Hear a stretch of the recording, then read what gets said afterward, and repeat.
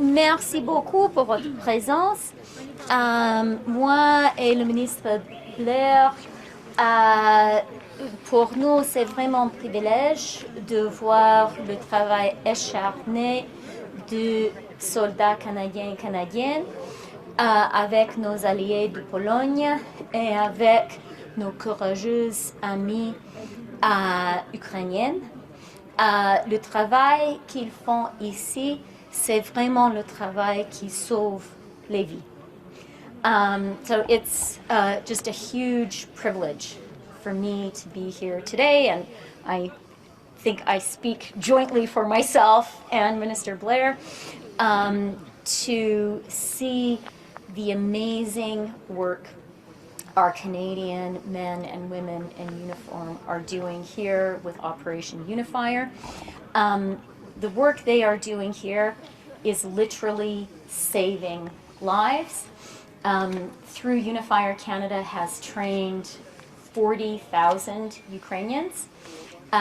What we saw here was medics being trained, and the training of each medic is tremendously important for Ukraine. As the Ukrainian ambassador said, this training will save the lives of fathers who can go home to their children, of mothers who can go home to their children, and it's a true force multiplier. And it's been a privilege to see the hard work and the amazing partnership with our Polish NATO allies, and of course, above all, to see the courage of the Ukrainians who are here being trained. One of the Polish trainers, as she was showing us around, said, there are no lazy Ukrainians here. They are highly, highly motivated. One of them, she told us, got injured during training, but said, I don't want to spend time in the hospital. I want to keep on being trained, because she knows that the training she's getting here will help her save lives on the battlefield. Most of the Ukrainians here are from the east and the south, and many of them have seen combat already. So they really know why the training they're getting is so important. And I think as Canadians, we should all be really proud at the contribution that we are making. Having been in Kyiv yesterday, I think we arrive here more confident than ever that Ukraine can, must, and will win, and that Putin must be defeated. That's why we're here. And if I just may simply add, in 2015, with the illegal invasion by Russia of the Crimea and the Donbass region, Canada came to Ukraine and began to train through Operation Unifier their Ukrainian armed forces. And that training, I think, has been crucial to the remarkable success, courage, and resilience that has been demonstrated by the Ukrainian armed forces in this very difficult fight. At the outside of the hostilities 731 days ago, that training moved, but something else very important has happened, and I hope you saw it on display today. The free world, all of Europe, the United States, Canada, and many others around the world have united in their support of Ukraine, and we stand together. And what for me, I have had the opportunity to meet with our Operation Unifier trainers. They're always inspirational, they're remarkable, they're dedicated, they're doing a brilliant job. But to see the efforts of the coalition, the fact that we are standing here in Poland, working alongside our Polish allies, and the supports that are being provided to Ukraine are really part of a united coalition of countries absolutely committed to the victory for Ukraine, to standing up for the rules that have kept us safe for over 80 years. And we are all committed to Ukraine's victory and Putin's defeat. And there is a remarkable effort that is going on, and the most important part of that is the men and women who you see before you today, who are standing behind us, who are providing that training, their commitment to each other. The common experience of soldiers from around the world unites them, but they're also united in defense of our freedoms. Mr. Blair, I will ask you a question, and Mr. Freeland, if you can answer the part in French, I would really appreciate. Avec plaisir. Okay. It's about the Je pense. Okay. J'espère. It's about the timeline. Yesterday you announced 320 million in new military aid. What's the timeline, and what's the specific thing you will provide to Ukraine. Is this that kind of thing, like training, or there is munition, there is... The answer to your question is yes, all of those things. But what especially? Well, for example, a week ago Monday, or a week ago tomorrow, I was able to announce that Canada is providing over 800 new drones that are actually manufactured in Canada. It's about a $95 million investment, but it's not just the drones, but it's all the training and supports that Ukrainians need in order to use those effectively. We have heard very clearly about the urgent need of munitions, air defense systems, other artillery shells, and drone equipment, and we are responding to those needs as quickly as possible. I was very pleased working with a Canadian company that will begin the delivery of those drones and as early as the beginning of April, which is in as much on time as we could possibly achieve. There have been some challenges in providing Ukraine with what they need. We work very closely with them. We work with all of our international partners. We recognize that production is prevention, and we need to do better. And all of the free world, our European allies, the United States and Canada, are working hard to increase production. But we also will also seek whatever opportunities there are to acquire those munitions and equipment and resources and material that the Ukrainians need, and we will source it from our allies if necessary, and we will do everything we can to deliver it as timely in as timely a way.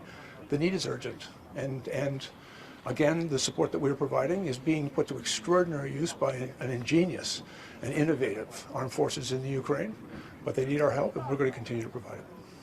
OK, merci pour la question.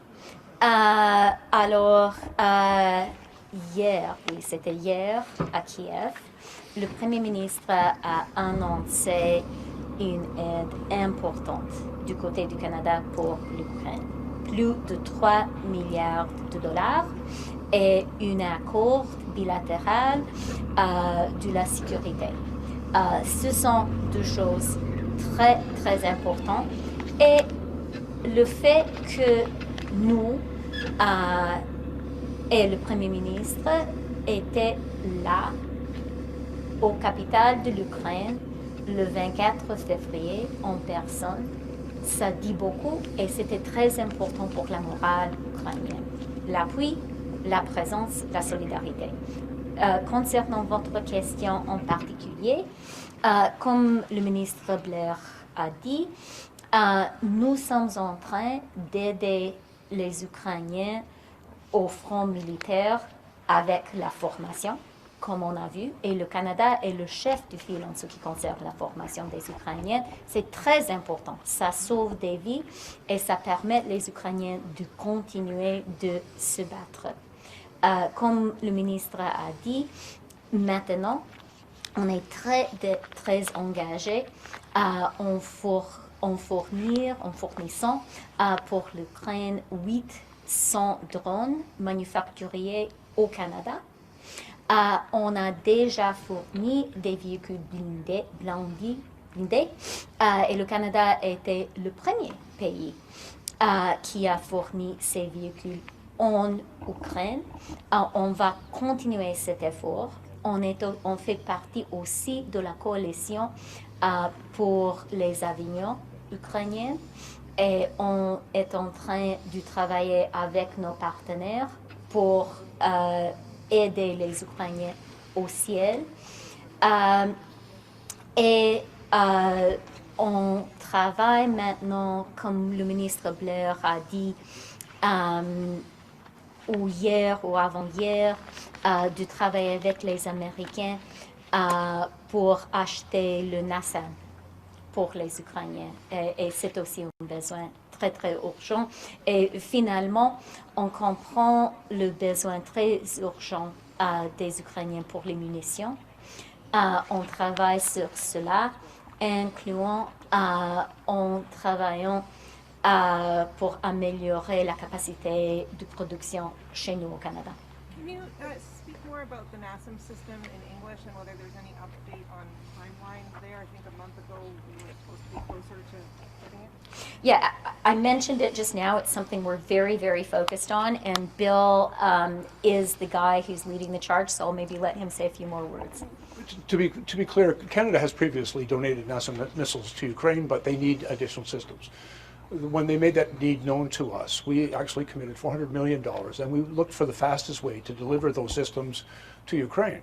We found that the quickest way to arrange that was working in concert with the United States and joining part of a purchasing coalition that they were undertaking to deliver those. And so we've been working very closely with them. There have been some challenges with the contract. I've reached out to the U.S. ambassador. We've spoken to the Office of the Secretary of Defense, speaking about the urgency with which we deal with this. We're all moving as quickly as possible, and we understand those missile systems will save Ukrainian lives, and we're working hard to get them delivered. I do not, at the moment, have a precise timeline, but I want to assure you we're going as quickly as we can. But summer, is it possible to deliver the NASAM until July? They will be delivered as soon as they're available to us. And so when the manufacturer completes their manufacture and is able to deliver them, we will be transporting them here as quickly as possible because the need is urgent. We have made those timelines. But Minister, you cannot tell us if it's in 6 months or a year? And what are you telling President Zelensky? Actually, we've been meeting with President Umerov, his defense minister. I met yesterday with his Minister of Strategic Industries. We are working very closely with him, and if we are not able to deliver to them in a timely way what they require, the questions we've asked of them is what can we get to you? Because the need is urgent, and we are prepared to be flexible in delivering to Ukraine what Ukraine needs. And what did they say to that? But they are very open to working with us. I think they're well aware of the challenges of the production, not only of NASAM missiles, but of other munitions, other precision weapons, air defense systems. All of them have been challenging to actually get manufactured and delivered, but we are moving on those things as quickly as possible. I think I would share with you, we've achieved actually some level of success. Canada was among the first countries of the world to deliver Leopard tanks to Ukraine in the earliest days of the war. We actually flew them here from Canada, and we've also, been I think very effective in delivering missiles, munitions, artillery shells, other forms of munitions, and other forms of support to Ukraine. We're continuing to do that. We've also been providing armored vehicles. We have more on order, and as soon as they're ready, we'll transport them over here. Even today, when we were watching the Ukrainian and Canadian soldiers training together, and they brought up the armored ambulances here, we are manufacturing those in Canada. They're part of what we will be delivering to Ukraine as well. Last question. Could I ask about 155 millimeter ammunition? You said that you were looking at setting up production lines in Canada or expanding them and producing ammunition, not just the training round that we currently make, but ammo that can actually be used. Yeah, thanks, Evan. And there are issues both of the missile itself and the propellant that is required. We're working with Canadian industry.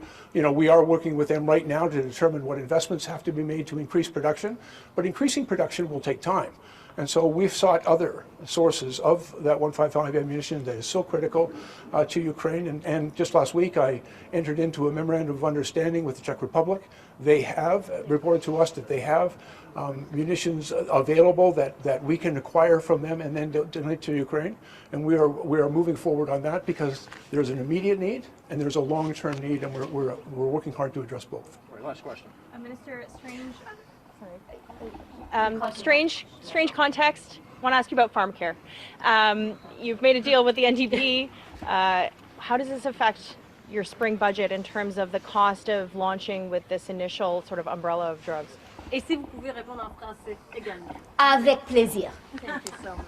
Okay, so we are not here to make a pharmacare announcement, and I won't be making one. Having said that, we have been having very, very productive conversations about pharmacare, conversations about what and how we can deliver. I am very, very encouraged and very enthusiastic about the place that we are getting to. As you know, there is a commitment to get to something concrete in the next couple of days, and I am very confident that we will make that commitment, meet that commitment with some concrete undertakings. And I do want to say, it's not, we are here to talk about Ukraine, the fight for democracy, what Canada is doing with Poland, our NATO ally. And we're talking about how important that is for Canadians, the rules-based order we depend on. It's not entirely out of place here to talk about our government's absolute commitment to supporting Canadians in Canada. That, at the end of the day, is what democracy exists to do and what democracy is built on. So we as a government are really, really committed to supporting Canadians, to supporting them with health care, because we know that that's an urgent challenge. And the final thing I'll say about providing some further support with pharmacare is, we all know that Canadians have been through a challenging couple of years. Things are hard for a lot of people in Canada. And providing support through things like dental care, through things like some pharmacare support, that is also a way of supporting Canadians with the challenges of the cost of living. In terms of the upcoming budget and Canada's fiscal position, let me also be very clear that Canada, for our government, it is very, very important to invest in Canada and Canadians, to invest in supporting Canadians, and to do so in a fiscally responsible way. Our AAA rating is an external recognition of the fact that that is exactly what we're doing. We laid out in the fall economic statement some fiscal guideposts, and we will meet them. Alors, en français. Merci pour la question. Je ne suis pas ici pour faire une annonce sur les soins du médicament. Mais je pourrais dire qu'on est très optimiste concernant cet enjeu. On a eu des discussions très constructives, très productives.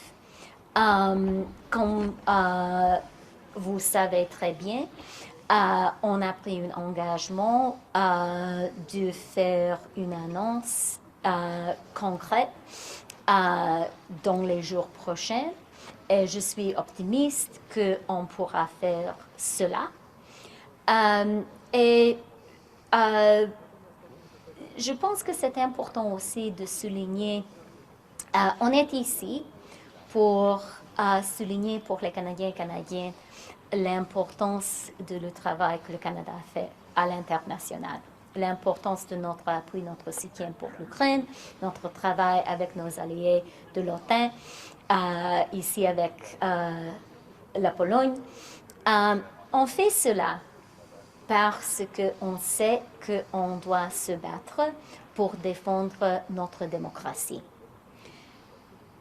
Mais le bout de notre démocratie, c'est d'appuyer les gens. Et la puissance de notre démocratie, c'est un pays avec des citoyens qui sont sains et qui sont confiants que leur société leur appuie. Et c'est la raison pour laquelle notre gouvernement est convaincu de l'importance de faire les investissements dans les gens, dans les soins de santé, incluant dans les soins de santé en général. Et pour finir, concernant la position fiscale, nous sommes un gouvernement qui comprend l'importance de faire des investissements dans les gens, de faire des investissements dans l'économie canadienne. Et nous comprenons l'importance pour le faire en manière durable. Nous devons le faire dans une manière responsable du côté fiscal.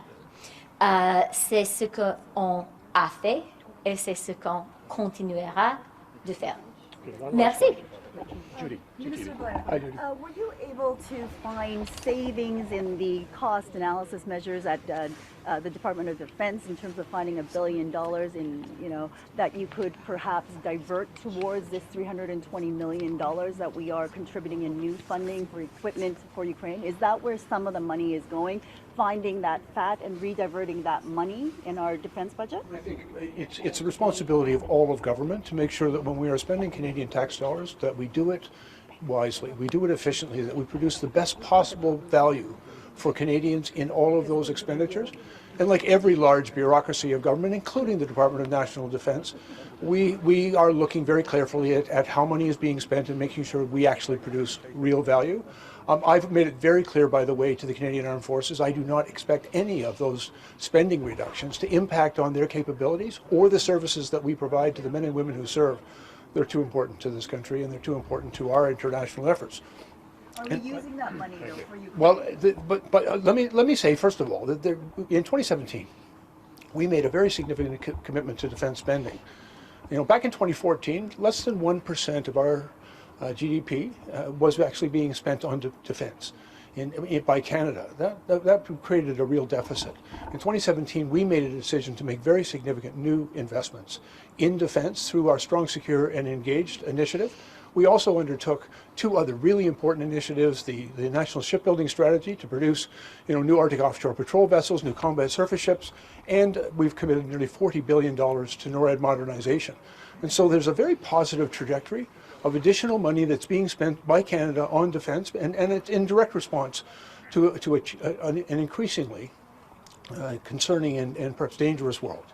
But we've also seen, with the invasion of Ukraine, with hostilities, the activities of some hostile nations, and the activities that we're seeing of conflict in the Middle East and some of the challenges even in the Indo-Pacific region, Canada must do more. And so there's a very active discussion on how we do that in a responsible way, and to make sure that we invest in the Canadian Armed Forces, invest in the platforms, material, and equipment that our people need to do the important job that they do. And at the same time, we're making sure that we do it wisely, and we do it carefully and efficiently. Thank you. Okay, merci beaucoup. Thanks, guys, for being here. I guess we'll see you tomorrow, right? Yeah. Yeah. Okay, take care. Go anywhere.